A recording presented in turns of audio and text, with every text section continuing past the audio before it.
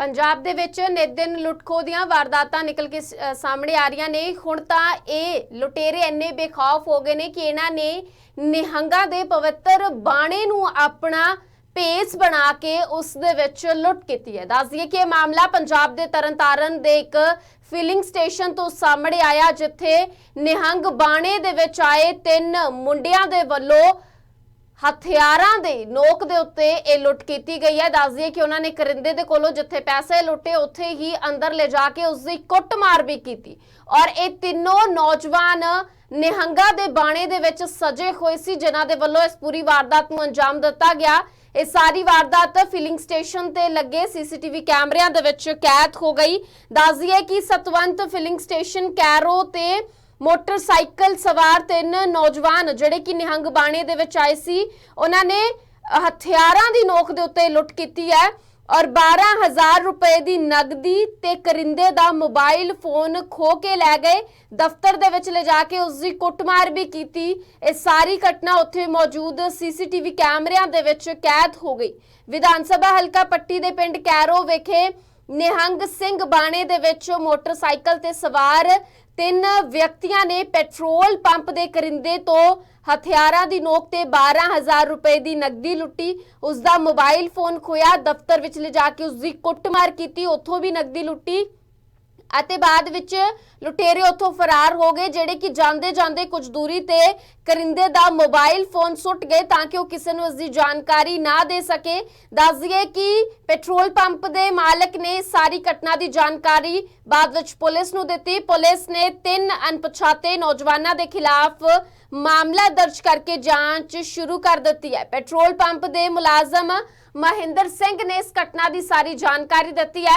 उसने दस्सिया कि वह पेट्रोल पंप से काम कर रहा सी, 3 नौजवान आए जिन्हों ने तेल भरवाया। उस तो बाद इन्हां तिन्हां ने हथियारां दी नोक दे उत्ते है जिहड़ी लुट कीती और तीनों नौजवान निहंग ਸਿੰਘਾਂ ਦੇ ਬਾਣੇ ਦੇ ਵਿੱਚ सजे हुए सी। उन्होंने निहंग ਸਿੰਘਾਂ ਦਾ ਭੇਸ ਧਾਰਿਆ ਹੋਇਆ ਸੀ, जिस दे विच उन्होंने फिर बाद विच लुट कीती ਅਤੇ ਜਾਂਦੇ ਹੋਏ मोबाइल फोन जिथे नाल लैके गए उत्थे कुछ दूरी ते मोबाइल फोन नूं भी सुट गए। दस दिए कि सारी घटना तरनतारन दे पिंड कैरो दे एक फिलिंग सतवंत फिलिंग स्टेशन ते वापरी है, जिथे कि करिंदा मौजूद सी। तां करिंदे नूं पहला तेल भरन दे लई आखिया जांदा है ते फिर उस तो बाद लुट है जिहड़ी ओह कर दित्ती जांदी है और हथियारां दे नोक ते ये जिहड़ी लुट हुंदी है। सीसीटीवी तस्वीरां तुसीं देख सकदे हो, किसी ने अंदाजा नहीं लगाया सी कि निहंग बाणे दे विच आए नौजवान इन्नी कोझी हरकत करनगे।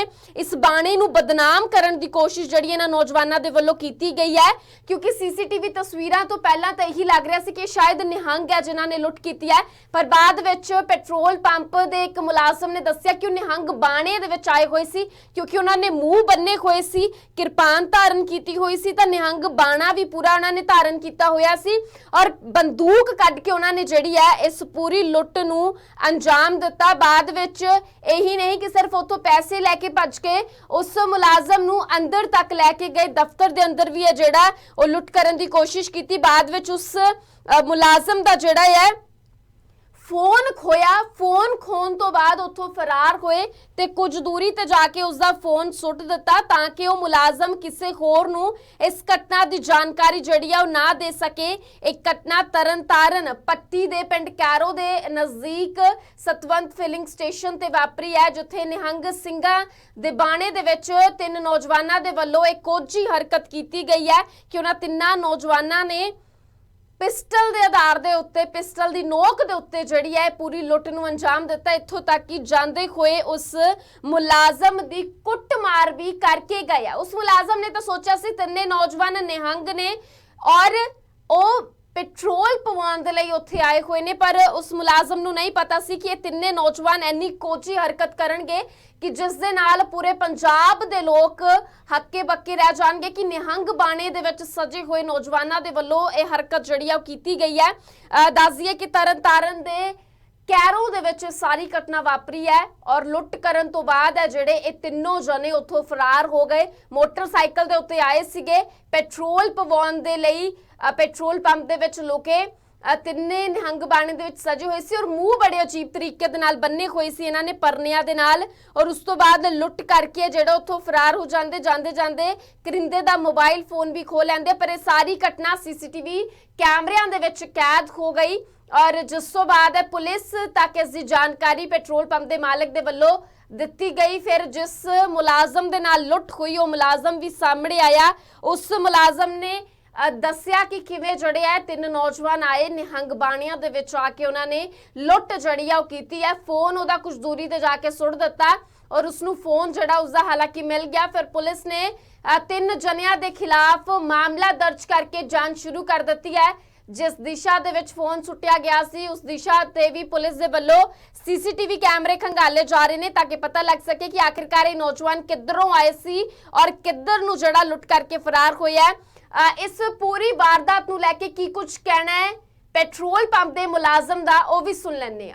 ਕੀ ਗੱਲ ਹੋਈ ਆ? ਕਿਹੜਾ ਪੈਟਰੋਲ ਪੰਪ ਤੁਹਾਡਾ? ਪੈਟਰੋਲ ਪੰਪ ਦਾ ਨਾਂ ਕੀ ਆ? ਕੀ ਗੱਲ ਹੋਈ ਇੱਥੇ ਜਿਹੜੀ ਲੁੱਟ ਹੋਈ ਆ? ਇਹ ਤੇ ਤਿੰਨ ਬੰਦੇ ਆਏ ਮੋਟਰਸਾਈਕਲ ਤੇ, ਉਹ ਮੈਨੂੰ ਮਾਰ ਕੁੱਟ ਕੇ ਤੇ ਮੇਰੇ ਕੋਲ ਪੈਸੇ ਖੋਹ ਕੇ ਲੈ ਗਏ। ਨਾਲੇ ਉਹਨਾਂ ਕੋਲ ਤੇਜ਼ ਨਾਲ ਹਥਿਆਰ ਲੈ ਨਾਲ ਇੱਕ ਪਿਸਤੌਲ ਹੈ। ਕਿੰਨੀ ਕੁ ਲੁੱਟ ਹੋਈ ਆ? ਉਹ ਪਹਿਲੀ 12,640 ਰੁਪਏ ਦੀ ਲੱਗੀ। ਕੈਸ਼ ਵੀ? ਪੈਟਰੋਲ ਪੰਪ ਦਾ ਕੈਸ਼ ਵੀ? ਹਾਂਜੀ ਮੈਂ ਸੀ। ਉਸ ਤੋਂ ਇਲਾਵਾ ਕੀ ਲੁੱਟ ਹੋਈ ਆ? ਉਸ ਤੋਂ ਬਾਅਦ ਕੁਝ ਨਹੀਂ ਹੋਇਆ, ਉਹਨੂੰ ਮਾਰਿਆ ਬੰਦਾ ਕੁੱਟਿਆ ਗਿਆ। ਤੁਹਾਡੇ ਨਾਲ ਕੁੱਟਮਾਰ ਕੀਤੀ ਆ ਤੇ ਉਹ ਕੋਈ ਹੋਰ ਕੋਈ ਚੀਜ਼ ਲੈ ਕੇ ਗਏ ਖੋ ਕੇ ਨਾਲ? ਨਹੀਂ ਕੋਈ ਮੋਬਾਈਲ ਵਗੈਰਾ ਜਾਂ ਕੋਈ ਹੋਰ ਕੋਈ ਚੀਜ਼? ਮੋਬਾਈਲ ਲੈ ਕੇ ਮੇਰਾ ਰਸਤੇ ਛੱਡ ਗਏ।